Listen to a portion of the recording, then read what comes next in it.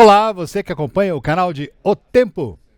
Nós separamos para você os melhores momentos de O Tempo News desta semana. Pois é, então fica aqui com a gente e saiba os principais fatos e análises que movimentaram a semana. É só continuar aqui. Vamos saber agora como é que está a repercussão do veto da Presidência da República ao projeto de lei aprovado na Câmara dos Deputados para aumentar o número de deputados dos atuais 513 para 531.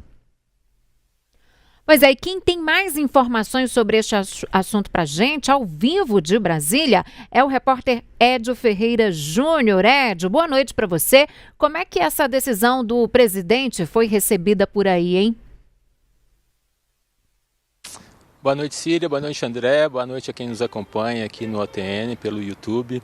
A repercussão aqui, essa decisão do presidente Lula de vetar esse aumento de bancadas, aumento de deputados por bancadas aqui na Câmara dos Deputados, repercutiu mal aqui no Congresso Nacional. Isso porque os deputados esperavam que isso passasse e não tivesse uma avaliação do presidente, que não ocorre. Isso diante mesmo de umas políticas que o presidente vem adotando, de priorizar a classe mais baixa da sociedade, de cortar gastos, de promover reajustes fiscais e não avalizar um aumento de gastos, como seria com esses gabinetes que passaram de 513 para 531. Os deputados agora têm uma missão que seria derrubar o veto, mas isso já tem sido assuntado aqui, de que não vai ser uma tarefa fácil.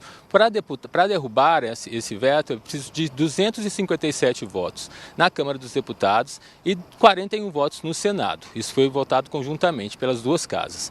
Mas o Congresso, apesar de já ter na Câmara ter sido votado e ter sido aprovado por 270 votos, no Senado essa aprovação foi apertada, foi com justamente 41. E o presidente Davi Alcolumbre, o presidente do Senado, teve que deixar a presidência para poder votar, o que não é comum o presidente votar em situações como essa. Então, alguns deputados, inclusive do Centrão, já avaliam que essa derrubada do veto é um jogo perdido. Isso porque eles também teriam que bancar esse aumento de gastos diante de tudo isso que vem sendo promovido aqui no país, de tentar ajustar as contas públicas, de tentar reduzir gastos aqui nos cofres públicos, e o Congresso teria que balizar isso, e é o que eles não querem. Vai ter um desgaste muito grande, tanto para as duas casas, se tiver colocado o veto para ser votado. E, de qualquer forma, agora, durante o recesso, isso não deve ser colocado em pauta, para que, antes do recesso informal, para que isso seja já votado. E alguns parlamentares já avaliam que isso vai deixar para ser decidido pelo Tribunal Superior Eleitoral. Isso porque o STF, o Supremo, de onde a gente fala aqui agora, deu ao Congresso um prazo de até 30 de junho para que essa reformulação das cadeiras na Câmara fosse feita de acordo, obedecendo a proporcionalidade de cada estado, que, de acordo com o último IBGE de 2022, o censo de 2022, houve aumento em alguns estados e redução de população de eleitores em alguns outros estados. Alguns perderiam e outros ganhariam cadeiras. Para que ninguém perdesse, ninguém ganhasse, assim, para que ninguém perdesse, na verdade, mas que outros estados ganhassem, esses que tiveram mais eleitores, eles fizeram essa tentativa de ajuste com essa aprovação dessa lei na mudança aí, aumentando as cadeiras de 513 para 531. Agora, com esse prazo já venceu, dado pelo Supremo, caberá mesmo, se esse veto não for derrubado, e passando aí por esse cálculo matemático que o Congresso vai ter que enfrentar aí também, caberá ao TSE, em outubro, decidir como serão as bancadas a partir de 2027 dos deputados e senadores que forem eleitos, os deputados que forem eleitos em 2026, e isso também conta com as bancadas nos estados de deputados estaduais e aqui no Distrito Federal dos deputados distritais. Tá certo, Ed. Muito obrigada pela sua participação. Tá aí uma medida, um anúncio também que gerou muitas repercussões nas redes sociais hoje, né, André? Com certeza. Esse veto do presidente Lula, essa questão, aumento do número de deputados, né, que permanece por enquanto até então em 513 parlamentares. Pois é, a gente não sabe se essa decisão foi realmente para economizar dinheiro público ou se foi apenas para retribuir os tapas que o presidente vem tomando, né, do Congresso de um modo geral. Então ele acaba respondendo com um tremendo e retumbante não ao Congresso, que queria aumentar o número de deputados, naturalmente aumentando em Brasília, teria que aumentar também nos estados, ou seja, o gasto seria muito grande. E as palavras de ordem nesses últimos meses aqui no nosso país são economia, economizar gastos, diminuir as despesas para que as contas fiquem em dia. Então, uma decisão do presidente para que o país economize mais. A gente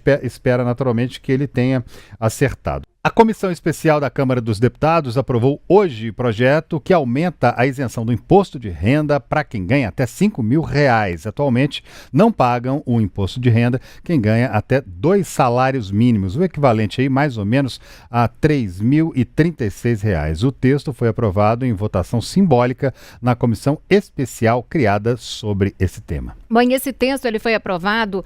Agora essa proposta, né, segue para análise do plenário na Câmara, o que deve ocorrer após o recesso parlamentar, que a gente já falou sobre ele hoje por aqui, né? Deve ocorrer em agosto. Quem vai nos ajudar a entender mais, né, sobre essa mudança aí é a editora adjunta de Economia e Atualidade do Tempo, Cíntia Oliveira, que está aqui conosco nos atendendo mais uma vez. Boa noite para você, Cíntia. Bem-vinda de novo. Boa noite, gente. Boa noite, pessoal que nos assiste. Vamos falar de uma possível notícia boa. Pois é, Cíntia. Com essa aprovação aí, caso esse projeto seja aprovado, que ele siga aí sem modificações, né? O que isso significa na prática para o bolso aí do trabalhador brasileiro, do consumidor? Então, gente, a gente tem que lembrar que a tabela é muito defasada, né? Então, nós temos pessoas que estão na parte mais baixa, assim, da classe média, pagando bastante, né, de imposto de renda. Para vocês terem uma ideia, quem recebe até R$4.688 de salário, paga uma alíquota de 15%, e que é equivalente a R$394. Então, na hora que você fala de uma isenção para essa faixa, nós estamos falando que as pessoas vão economizar pelo menos, no mínimo, R$300 por mês. Imagina o que você pode fazer com R$300 por mês, gente. É um supermercado, não é? É uma conta de luz, é um valor que pode ser considerável dentro do orçamento familiar. Né, especialmente para quem recebe ali em torno de R$5.000, que a classe média a gente sabe que é pena para dar conta de pagar tudo, né?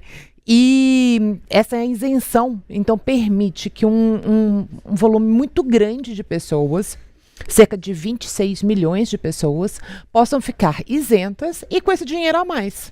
Dinheiro a mais que vai circular, que vai ser muito bom para a economia de forma geral, né? Bom, e aí tem a questão dos lucros e dividendos. Cíntia, como que fica essa questão aí com essa mudança proposta? Então, a questão é que vamos lembrar por que os mais ricos não estão sendo atingidos por essa proposta. Os mais ricos não pagam o mesmo tanto que os assalariados pagam de imposto de renda. O assalariado, ele não tem opção, né? Ele já vem com desconto em folha, então não tem como sonegar. E está lá o desconto que chega a 27,5%. Mas os mais ricos, os super ricos, as pessoas que ganham mais de R$50.000 por mês, elas têm uma alíquota média de imposto de renda de 2,54%. E por quê? Por conta dos lucros e dividendos. Porque quando você é dono de uma empresa, você paga um imposto ali que está abaixo dentro dessa lógica de declaração de imposto de renda, e quando ela se soma ali, o quanto você vai pagar tanto da pessoa jurídica quanto da pessoa física, deveria ter um teto ali de 34%, mas na vida prática não é o que acontece. O governo mandou uma proposta para que houvesse um maior pagamento sobre lucros e dividendos. O Lira chegou a tirar isso da pauta e depois voltou. Porque, segundo ele, a Receita não tinha informado direito os números referentes a isso. E a Receita falou assim, não, se você tirar isso da pauta, a gente vai estar perdendo 6 bilhões. Então, aí ele voltou com isso para que, ao somar esses dois pagamentos, tanto o referente ao imposto de renda sobre pessoa jurídica e sobre pessoa física, tenha esse limite aí de 34%.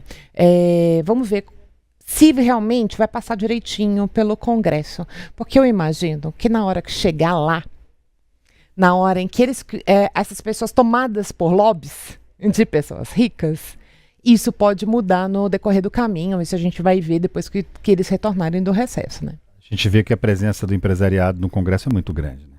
Exatamente. Eles vão olhar muito para o lado deles e das pessoas que pagam pela campanha deles também, né? Então, a gente corre o risco de ter muita briga aí nesse percentual da cobrança sobre os mais ricos. Porque eu acho assim, que é consenso para todo mundo de que quem ganha até R$5.000 merece a isenção do imposto de renda. Porque não são pessoas de classe média razoavelmente baixa. Claro que essa coisa de alta, baixa, vai depender muito de onde você vive, né? É claro que é diferente para uma pessoa que ganha R$5.000 em Belo Horizonte ou uma pessoa que ganha R$5.000 em São Luís do Maranhão. O custo de vida é outro, né? O custo de vida é outro. Belo Horizonte é uma das cidades mais caras do Brasil e, claro, quem ganha R$5.000 passa muito mais aperto do que quem ganha isso em São Luís. Mas a gente pode entender que é uma classe média baixa, tá penando ali para pagar as contas, pagar por um imóvel num bom bairro, né? Então, e a gente tem que pensar também numa questão de defasagem da tabela do imposto de renda. O Diese apresentou um estudo no site deles que indica que se a tabela ela fosse atualizada conforme a inflação,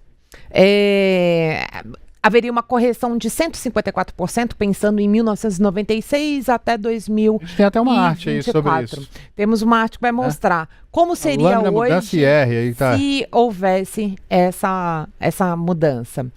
Bom, se fosse corrigido em 154%, a linha de isenção seria R$ 5.753, ou seja, seria ainda superior aos 5.000. Aos 5.000 proposto pelo governo, né, e levado para a Câmara. E aí vocês podem ver que as pessoas que ganham até quase R$ 7.200 por mês, elas pagariam uma alíquota de 7,5%, pagando uma parcela de R$ 431. E o que existe hoje? Essas pessoas, hoje, elas pagam 27,5%. Hoje elas pagam uma parcela de R$ 908, ou seja, quase o dobro do que seria essa parcela se houvesse essa isenção. E aí, só seria mais pesado para quem ganha acima de R$ 11.879, que aí sim pagaria uma alíquota de 27,5%. Ou seja, uma coisa mais justa, né?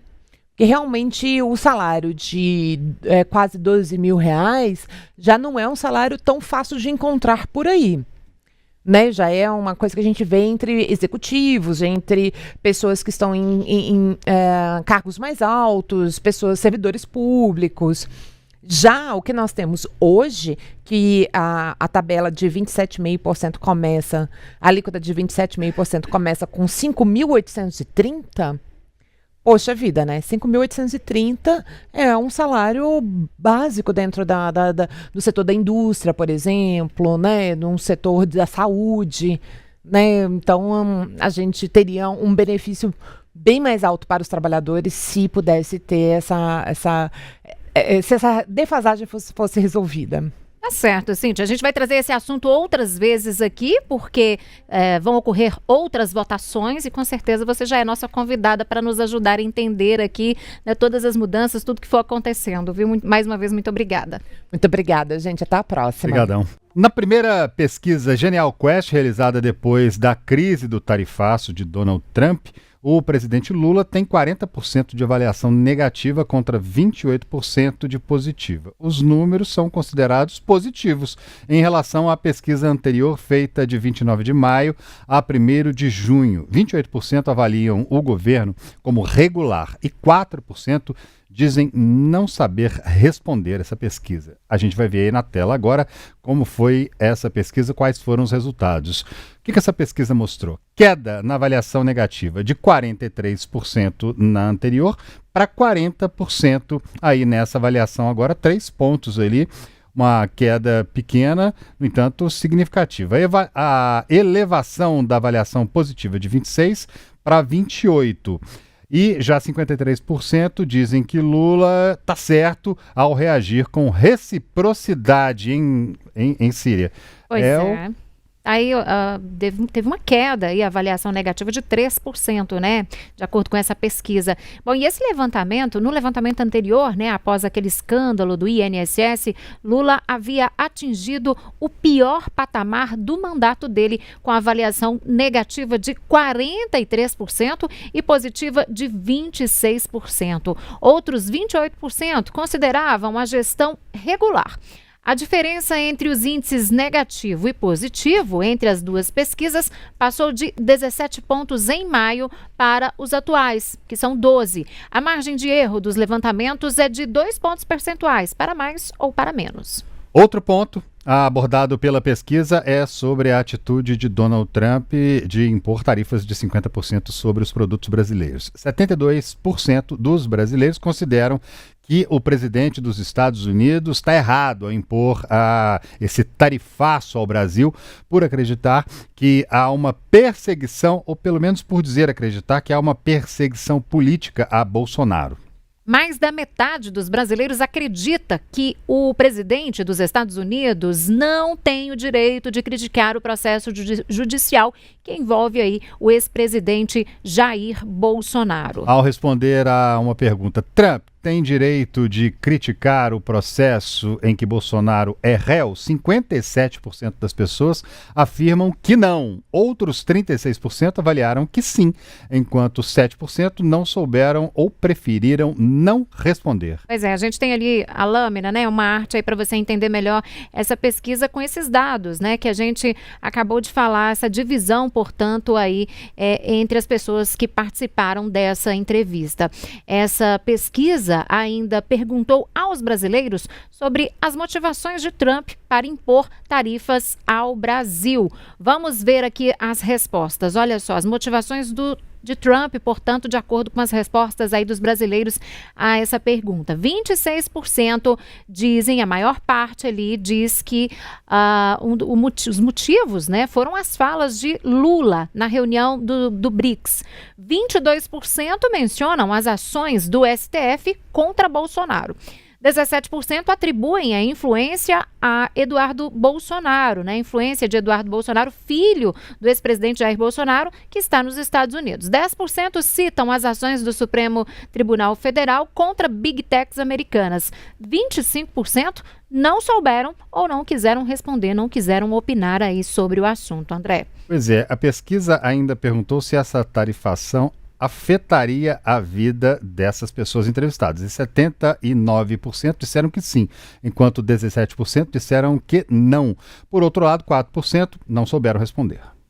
Bom, a pesquisa ouviu 2.004 pessoas e foi feita entre os dias 10 e 14 de julho. A margem de erro é de 2 pontos percentuais para mais ou para menos, como a gente já falou por aqui, e o nível de confiança é de 95%. Para a gente fazer uma avaliação mais ampla sobre o levantamento, nós conversamos agora com o cientista político e professor Lucas Zandona. Muito boa noite, professor, e muito obrigado já pela presença aqui com a gente. Muito boa noite, é um prazer estar com vocês novamente. Professor, a gente viu ali, né, uma leve melhora, mas a desaprovação do governo Lula segue alta. O que está por trás dessa tendência? É economia, desgaste político ou é falta de comunicação, como o próprio governo costuma colocar ali em suas falas? Para analisarmos essa pesquisa, nós precisamos verificar um espectro maior. Se nós considerarmos desde o início do ano, nós ainda continuamos no mesmo cenário, ou seja, a desaprovação do governo é maior do que a aprovação. O que tem sido celebrado com a pesquisa da Quest, que foi divulgada hoje, é que a desaprovação caiu um pouco e a aprovação subiu um pouco, mas ainda existe uma margem maior do que a margem da própria pesquisa, ou seja, o cenário que foi estabelecido desde o início do ano, ele ainda não se alterou. Mas a pesquisa também traz uns aspectos interessantes que a melhora do governo, da percepção positiva do governo, ela foi muito mais favorecida por essa polêmica com o presidente americano do que por êxitos na economia. E aí é interessante nós percebermos que a grande divulgação, a grande campanha que o governo fez, por exemplo, aquela questão da taxação dos super ricos, aqueles vídeos de inteligência artificial, não tiveram um impacto significativo nessa pesquisa, ou seja, a percepção dos entrevistados foi muito mais em relação ao evento dos BRICS no Brasil e, posteriormente, o tarifaço do Trump, do que melhoras significativas no cenário econômico do Brasil. Agora, professor, eu queria falar um pouco da seguinte questão. O leve crescimento aí na aprovação do Lula está, na sua avaliação, diretamente relacionado aí à postura dele frente aí ao que está acontecendo sobre essa taxação dos Estados Unidos ou a outros fatores conjunturais?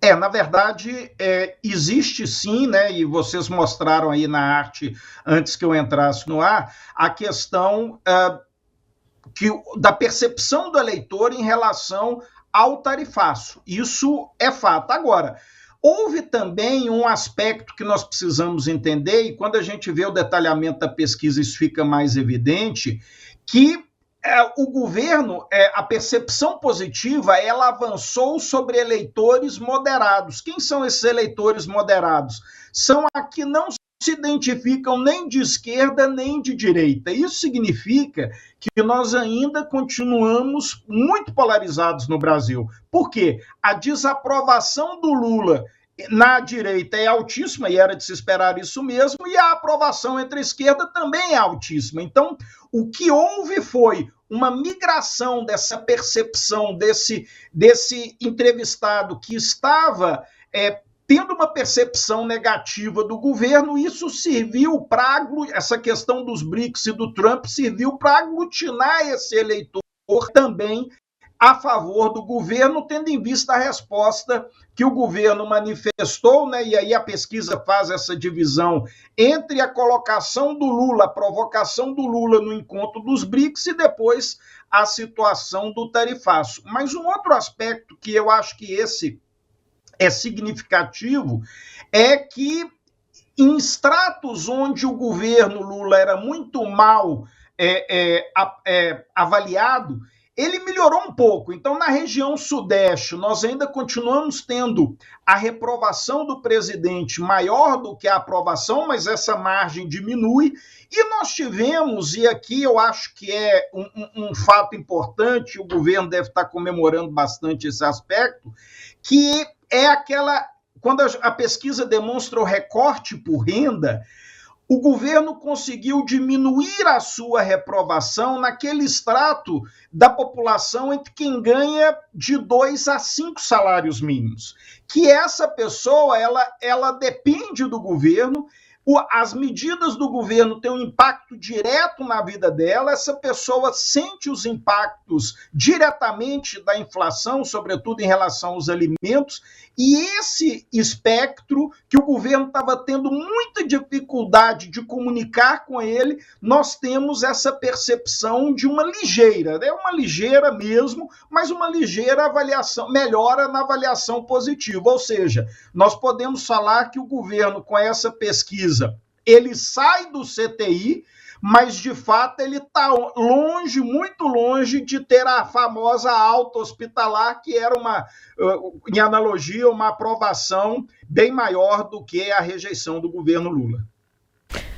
Professor, eu ia justamente perguntar sobre essa questão dos moderados para o senhor, né? Que eles sendo aí os responsáveis por essa melhora na avaliação do governo do presidente Lula. Mas aí eu queria fazer uma conexão com uma outra fala do senhor, que é em relação a como que houve essa migração, né? Eu estava ouvindo mais cedo o Felipe Nunes, que é o diretor da Quest, falar que os números mostravam que a população, grande parte da população estava avaliando como boa a resposta do governo, não só em colocar, não só nas palavras e no tom utilizado, mas também colocando, por exemplo, o vice-presidente Geraldo Alckmin como um porta-voz, né, como um negociador disso tudo. Por isso, queria perguntar, tendo tudo isso em vista, né, queria perguntar para o senhor se isso pode ser um indicativo, um insight de para onde o governo deve caminhar, no sentido de já pensando não o governo, mas o presidente Lula, né, pensando uma possível tentativa de reeleição no ano que vem, ou seja, quais são as melhores estratégias para tentar puxar essa parte, essa população, esses eleitores moderados para o lado da esquerda, né, para tentarem ali votar no presidente Lula no ano que vem, caso ele de fato venha a tentar uma reeleição?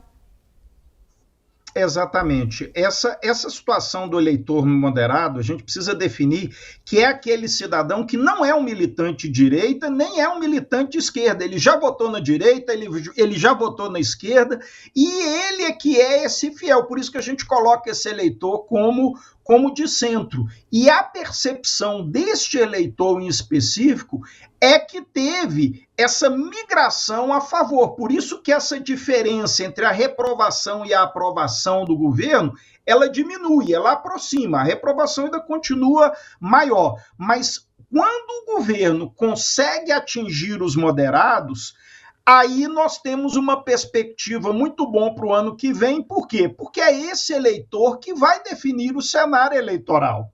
Então, o governo agora tem que ampliar o discurso, ampliar os meios de comunicação para atingir esse eleitor moderado, porque esse eleitor, ele já se desiludiu com a direita, ele já se desiludiu com a esquerda, mas ele está aberto a analisar esse cenário e a deliberar sobre o seu voto. Então, o governo deve aproveitar, e é interessante porque a percepção desse eleitor, ele é muito mais atrelado ao cenário internacional do que melhorias efetivas na economia. A própria pesquisa demonstrou isso. A percepção do eleitor ainda, ela não é favorável em relação ao cenário econômico. Ou seja, aqui nós temos uma margem para o governo melhorar nas pesquisas. E dentro desse aspecto, o governo tem que passar a ampliar esse rol de moderados. Então, o governo vai ter que estabelecer um discurso aí com a bancada religiosa, e eu me refiro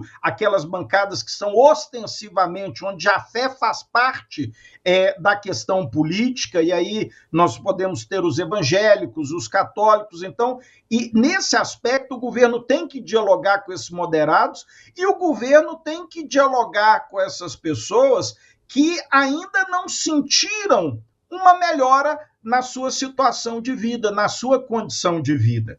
Porque se nós analisarmos, e o extrato da pesquisa demonstra, que se você pega entre os eleitores de alta renda, a situação não se alterou, entre os eleitores abaixo de 2 salários mínimos, a situação também não se alterou, porque esse extrato depende basicamente de benefícios assistenciais do governo. Então, o governo tem que dialogar com esse centro mesmo. Esse centro é que vai ser o fiel, foi o fiel da eleição passada e certamente vai ser o fiel também que vai definir a eleição do próximo ano. Agora, professor, o quanto que a opinião pública, o senhor estava falando desse eleitor, né? O quanto que essa opinião pública é realmente sensível aí a eventos, né? Como esse anúncio aí de taxação do Trump, né? E por quanto tempo ela permanece relevante aí para o eleitor? Veja, como a situação ainda não começou a ser implementada, eu digo o tarifaço lá vai se dar somente a partir de agosto. Então, a percepção concreta por parte do eleitor só vai acontecer a partir do mês que vem, quando o eleitor começar a perceber que alguns produtos podem ter ficado mais caros, outros podem ter ficado mais baratos, mas o impacto ainda está sendo estimado. E essas conversas que estão acontecendo lá em Brasília com a gestão do vice-presidente demonstram que o Brasil quer ganhar tempo nesse momento. Nós precisamos ganhar tempo para tentar negociarmos cotas, como foi feito com a siderurgia, para tentar sair desse tarifaço. Agora, se isso não acontecer, realmente é um impacto significativo, porque o Brasil tem exportações, apesar da balança ser mais favorável aos americanos, mas nós temos vários produtos que fazem parte aí da nossa cesta de exportação que vão diretamente para os Estados Unidos, e isso vai sofrer um baque gigantesco, né? Então, por exemplo, a questão do café é interessante nós pensarmos, porque os Estados Unidos compram café brasileiro, mas taxando o café brasileiro em 50%, parte vai ser exportada para outros países, mas parte vai ficar no mercado interno. Então, pode ser que, no primeiro momento, esse café que não foi para os Estados Unidos seja vendido aqui mais barato. Mas isso tem um limite, isso não vai ser... não vai ficar de graça. Então, nós precisamos entender que o eleitor ainda não sentiu no bolso. E na hora que ele sentir no bolso o impacto desse tarifaço, e aí nós vamos ter aí o final de agosto, a partir de setembro, aí sim essa percepção vai ficar mais definida. Ou seja, pode ser que o que foi favorável que a pesquisa indica para o governo na reunião dos BRICS aqui no Brasil, pode ser que isso já seja perdido a partir de setembro, se o eleitor começar a perceber que a situação no seu bolso ficou pior, porque os produtos estão mais caros e nem tudo que foi prometido, o desemprego pode aumentar, isso tudo vai atingir o eleitor. E quando isso atinge o eleitor, a percepção dele vem de fato, na manifestação nas pesquisas e, posteriormente, no ano que vem, nas urnas.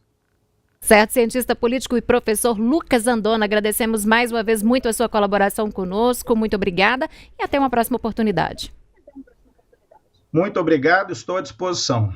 O nosso Pix entrou na mira de investigações dos Estados Unidos contra o Brasil. O sistema de pagamentos brasileiro estaria favorecendo transações financeiras nacionais e prejudicando empresas americanas. E de acordo com o documento do Escritório de Representação Comercial dos Estados Unidos, o Brasil também parece se engajar em uma série de práticas desleais com relação aos serviços de pagamento eletrônico, incluindo, mas não se limitando, a favorecer os serviços de pagamento eletrônico desenvolvidos pelo governo. É que o Pix acabou virando um concorrente direto de empresas americanas, Visa, Mastercard e Amex, já que pode substituir cartões, especialmente os de débito, né? E ainda segundo o anúncio, a medida foi tomada com base na seção 301 da Lei de Comércio de 1974, que prevê a investigação de práticas estrangeiras desleais que impactam o comércio americano. De acordo com a legislação, os Estados Unidos podem adotar medidas para tentar corrigir práticas comerciais desleais, como a aplicação de tarifas ou mesmo sanções contra o país alvo da investigação. Olha aí, a gente está vendo na tela o que os Estados Unidos afirmam que vão investigar. Tá aí. Comércio digital e serviços de pagamentos eletrônicos, tarifas preferenciais injustas, ampliação de medidas anticorrupção. Quarto lugar, proteção à propriedade intelectual, etanol, desmatamento ilegal, Síria. Pois é, André, além dessa questão, é o que você disse, né? Além do Pix, o documento ainda alega, né, que o Brasil concede aí tarifas reduzidas e vantajosas a determinados parceiros comerciais estratégicos, o que colocaria as exportações dos Estados Unidos em desvantagem competitiva. O texto diz ainda que o Brasil falha ao aplicar medidas de combate à corrupção e de transparência, o que gera preocupação em relação às normas internacionais contra suborno e corrupção. E vai além, viu? Acusa o Brasil de não dar garantia de proteção e fiscalização dos direitos de propriedade intelectual, o que impacta negativamente trabalhadores americanos que atuam em setores de inovação e criatividade. O etanol também é citado no documento, que diz o seguinte: o Brasil recuou o compromisso de oferecer tratamento praticamente livre de tarifas ao etanol dos Estados Unidos e agora impõe tarifas mais altas às exportações americanas. E outro ponto citado é o desmatamento ilegal, que, de acordo com o texto, o Brasil não está fazendo cumprir de maneira eficaz as leis e regulamentações destinadas a combater o desmatamento ilegal, o que compromete aí a competitividade dos produtores americanos. No passado, os Estados Unidos utilizaram esse mesmo dispositivo para impor tarifas sobre produtos chineses. Em setembro de 2019, Trump aplicou uma taxa de 15% sobre mais de 120 bilhões de dólares em produtos da China. E em carta aos Estados Unidos, o governo brasileiro cobra respostas sobre negociações e manifesta indignação com o tarifaço. O documento é assinado pelo vice-presidente Geraldo Alckmin e pelo ministro de Relações Exteriores, Mauro Vieira. A carta tem 5 tópicos e a gente fez uma gravação desses principais pontos para você. Vamos ouvir. O governo brasileiro manifesta sua indignação com o anúncio feito em 9 de julho da imposição de tarifas de importação de 50% sobre todos os produtos exportados pelo Brasil para os Estados Unidos a partir de 1º de agosto. A imposição das tarifas terá impacto muito negativo em setores importantes de ambas as economias, colocando em risco uma parceria econômica historicamente forte e profunda entre nossos países. Nos 2 séculos de relacionamento bilateral entre o Brasil e os Estados Unidos, o comércio provou ser um dos alicerces mais importantes da cooperação e da prosperidade entre as 2 maiores economias das Américas.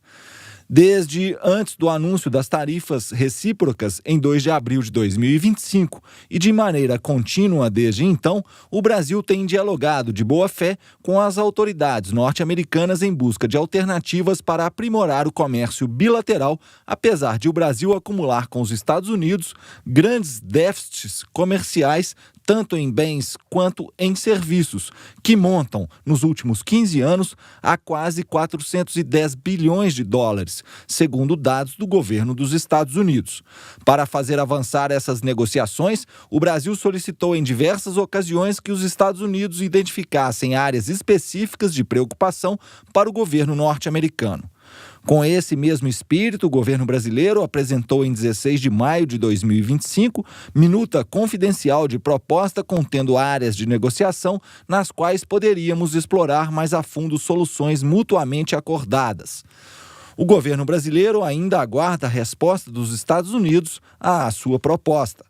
Com base nestas considerações e à luz da urgência do tema, o governo do Brasil reitera o interesse em receber comentários do governo dos Estados Unidos sobre a proposta brasileira. O Brasil permanece pronto para dialogar com as autoridades americanas e negociar uma solução mutuamente aceitável sobre os aspectos comerciais da agenda bilateral, com o objetivo de preservar e aprofundar o relacionamento histórico entre os 2 países e mitigar os impactos negativos da elevação de tarifas em nosso comércio bilateral.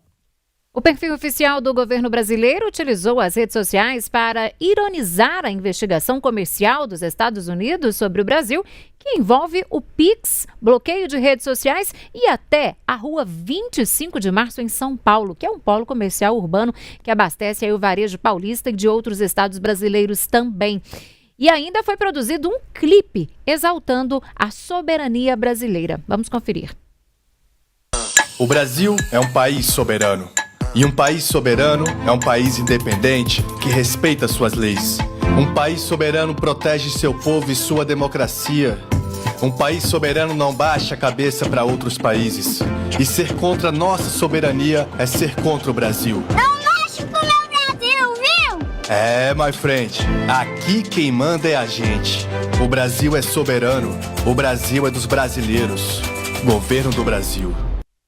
O ministro da Casa Civil, Rui Costa, criticou a intenção do governo dos Estados Unidos de investigar serviços de pagamento eletrônico usados no nosso país, no Brasil. O Pix entrou na pauta de Trump, supostamente por prejudicar empresas estadunidenses. Rui diz ser inacreditável. Infelizmente, vivemos uma intromissão absolutamente indevida. Não dá para imaginar um cenário onde um presidente de uma das duas maiores potências do mundo está preocupado com a 25 de março e coloca isso num documento internacional. Está preocupado com o meio de pagamento que um país adota, que é abraçado por todos, pela população, pelas empresas, pelo sistema financeiro, que é o Pix. Então, é inacreditável algo dessa natureza. E a resposta que o Brasil tem que dar é com serenidade, muito diálogo, mas firmeza, altivez e união do seu povo, porque o Brasil pertence aos brasileiros e nós vamos juntos, independente de partido político, construir um Brasil que os brasileiros merecem. E em um pronunciamento conjunto, o vice-presidente da República, Geraldo Alckmin, e os presidentes do Senado, Davi Alcolumbre, e da Câmara dos Deputados, Hugo Mota, anunciaram uma união de forças para enfrentar as ameaças de taxações por parte dos Estados Unidos às exportações brasileiras. Alcolumbre elogiou a escolha de Alckmin para a mediação das negociações sobre as tarifas e reafirmou a importância de os brasileiros manterem a consciência da soberania nacional. O parlamento brasileiro está unido em torno da defesa dos interesses nacionais, presidente. Eu tenho conversado muito com o presidente Hugo Mota em relação a esses últimos acontecimentos e nós temos a compreensão, a Câmara dos Deputados e o Senado Federal, o Poder Legislativo, que nós vamos defender a soberania nacional, vamos defender os empregos dos brasileiros, vamos defender os empresários brasileiros que geram a riqueza para o Brasil. E tenho convicção também que esse processo tem que ser liderado pelo Poder Executivo. Essa relação diplomática internacional tem que ser feita pelo chefe de governo, pelo chefe de Estado. Quero fazer um registro, presidente Alckmin, da satisfação de ter o vice-presidente do Brasil liderando esse processo. Acho que o presidente Lula acertou com a sua equipe de lhe empoderar para que o senhor possa conduzir todas essas tratativas, sem em nenhum momento abrir mão da soberania do nosso povo, dos interesses do Brasil. Hugo Mota também falou sobre união nacional, disse que o momento é de proteger a indústria brasileira e os empregos. Afirmou ainda que a Câmara dos Deputados está a postos para proteger a população do país, do Brasil, de interferências externas e decisões que cabem aos nossos governantes. Temos mais um momento de unidade nacional, de unidade em favor do país, de proteção à nossa indústria, aos nossos empregos, às nossas relações diplomáticas com os demais países e dizer, presidente Alckmin, que assim como fizemos na aprovação da lei da reciprocidade, onde tanto no Senado como na Câmara aprovamos por unanimidade um instrumento que o governo brasileiro hoje tem para garantir a proteção do nosso país, dos nossos negócios, nós estamos aqui prontos para estar na retaguarda do Poder Executivo, para que as decisões que forem necessárias, a ação do Parlamento, nós possamos agir com rapidez, com agilidade, para que o Brasil possa sair mais forte dessa crise. Eu não tenho a menor dúvida que hoje a nossa população entende que o Brasil não pode ser aqui levado a situações que decisões externas venham a interferir na nossa soberania. O Brasil hoje tem uma importância muito grande no cenário mundial e nós não temos a menor dúvida que com união, com compromisso e muita responsabilidade, nós iremos superar esse momento protegendo todos os brasileiros e brasileiras. Já o vice-presidente comemorou e agradeceu o apoio dos presidentes do Senado e da Câmara e voltou a afirmar que a decisão dos Estados Unidos é equivocada e que o Brasil é um país soberano. Estamos unidos para defender a soberania nacional. O presidente Lula tem enfatizado isso e a separação dos poderes é pedra basilar do Estado de Direito, da democracia. E na questão comercial, entendemos que é um equívoco do governo americano, porque eles têm superávit na balança comercial com o Brasil. Dos 10 produtos que eles mais exportam, 8 não pagam nada de imposto, e a tarifa média de importação é 2,7%. Então, é totalmente inadequado, injusto, e nós vamos trabalhar juntos para reverter essa situação. Estamos juntos. Pois é, e o deputado federal Nicolas Ferreira, do PL de Minas, protocolou na Câmara dos Deputados um pedido de impeachment contra o presidente Lula por supostos crimes de responsabilidade em relação à política externa. O pedido se dá com base em supostos crimes, de responsabilidade cometidos por Lula em relação à política externa. Os pontos de alegação para o pedido, no caso, são os seguintes, esses pontos. A aproximação com regimes autoritários como o Irã, incluindo a permissão para atracação de navios de guerra iranianos no território nacional. E tem mais, né, André? Tem sim, a recusa do governo brasileiro em classificar o PCC como grupo terrorista. A campanha aberta pela despolarização do comércio internacional no âmbito do BRICS.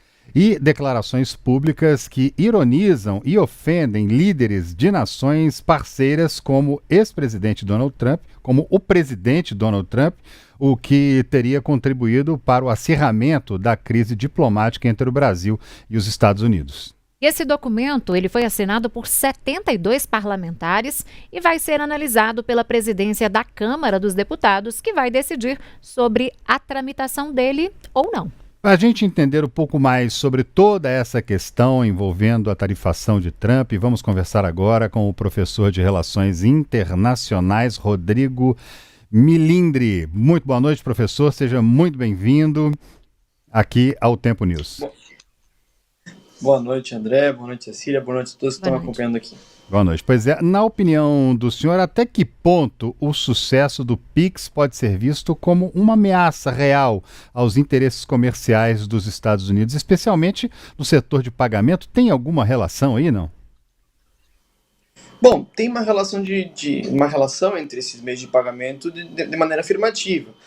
Primeiro, o PIX, num breve período de tempo, desde o seu lançamento oficial ali, período pós-pandemia, até o dia de hoje, já movimentou uma quantidade absurda de reais como meio de pagamento. Então, hoje, de maneira natural, as pessoas optam por pagar por PIX do que utilizar cartões de débito ou crédito. E um ponto fundamental é que o PIX permitiu uma maior inclusão financeira dos pequenos empresários e dos autônomos, que daqui a pouco eles não tinham como efetuar como ter os seus recebíveis em virtude de um serviço executado, e o PIX permitiu isso. Então, você tem a entrada desses recursos nas contas bancárias dos prestadores de serviço, por exemplo, sem as taxas dos próprios cartões, das máquinas de cartões, porque é um serviço que é feito de conta a conta, e o que diminui, de certa forma, a capacidade que os operadores de cartões tinham dentro do mercado financeiro nacional.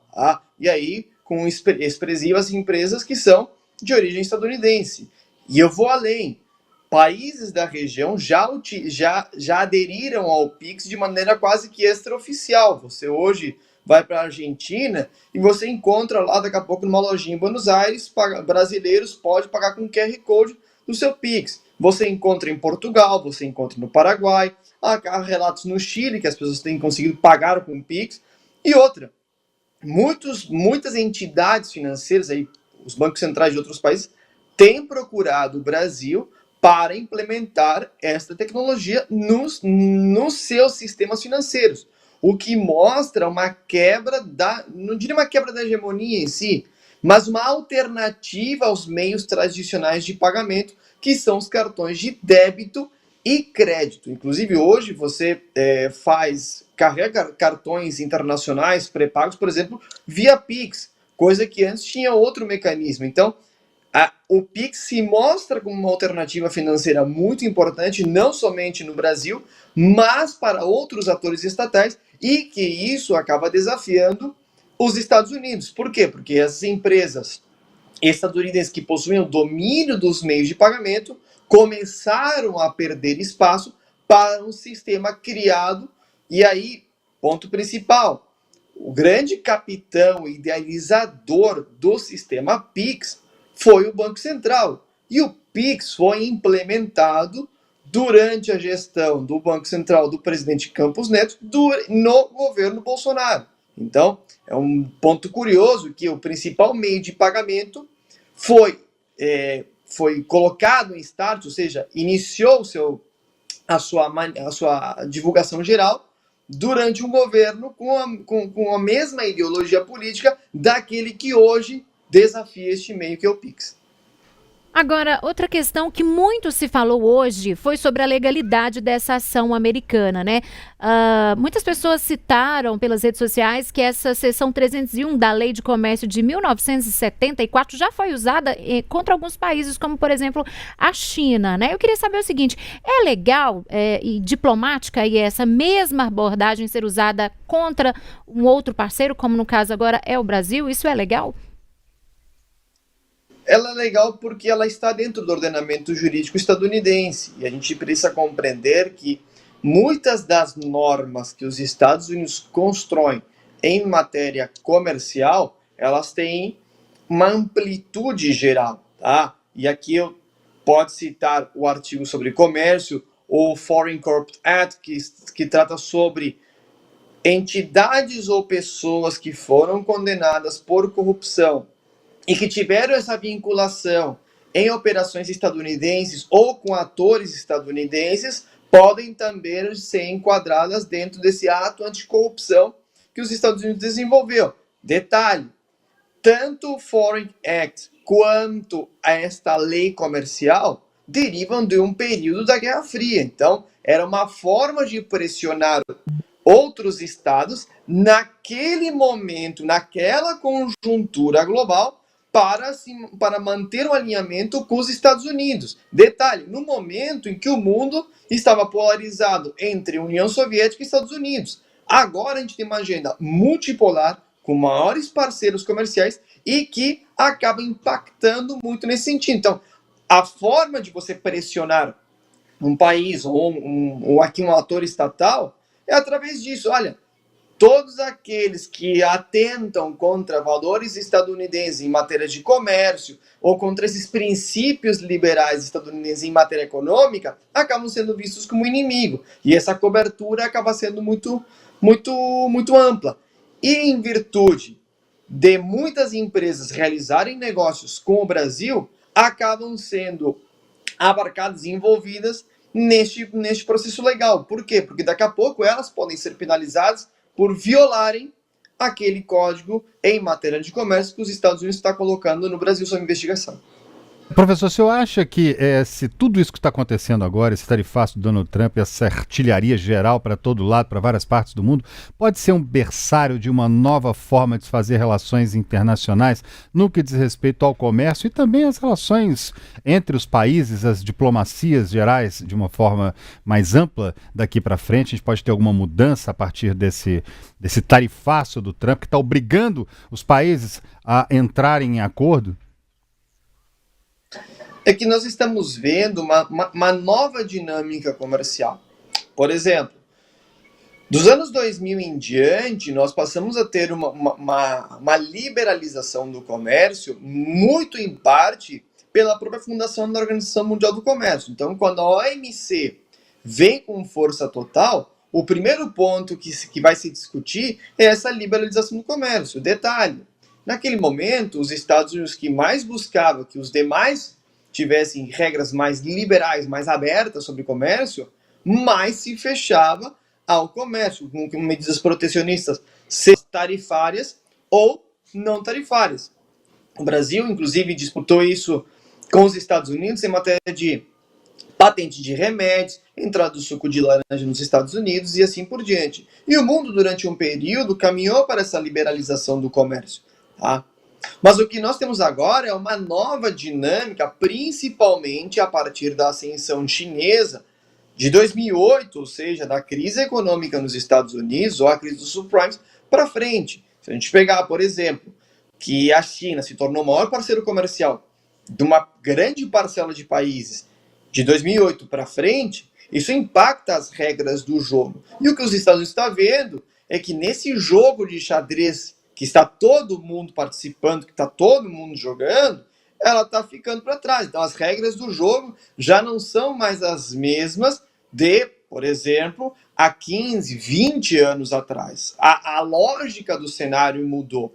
Tá? E isso fica muito claro quando os países olham e dizem, olha, a OMC já não está funcionando do jeito que era planejado, a roda da Doha não está avançando, que trataria sobre essa quebra de barreiras, então vamos partir para outro caminho.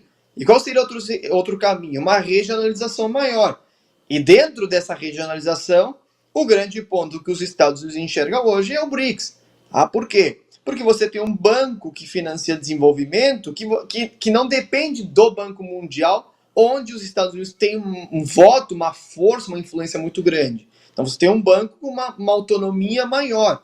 Você tem uma troca comercial entre os países do BRICS, e a gente está vendo na imagem, que ela é muito maior do que a sinergia com os Estados Unidos. Hoje, por exemplo, os Estados Unidos respondem por uma parcela no Brasil de 11% das exportações, enquanto a China já representa 30%. Então, esse salto da quantidade de exportações, ela foi, num curto período de tempo, muito grande, e se mantém até o dia de hoje. Por isso que, inclusive, há setores que não vão sentir o tarifaço tão grande. Por quê? Porque o mercado deles acaba sendo a Ásia, não é tanto os Estados Unidos. E os Estados Unidos, Trump está enxergando essa dinâmica, está olhando isso e vê que pelo retrovisor já mudou o mundo. De que aquela ideia da América para os americanos, ou inclusive que o Marco Rubio destacou em algumas entrevistas atrás, de que eles tinham que cuidar do quintal deles, que é a América Latina, isso já mudou. Temos uma presença da China muito grande, um investimento em infraestrutura muito grande,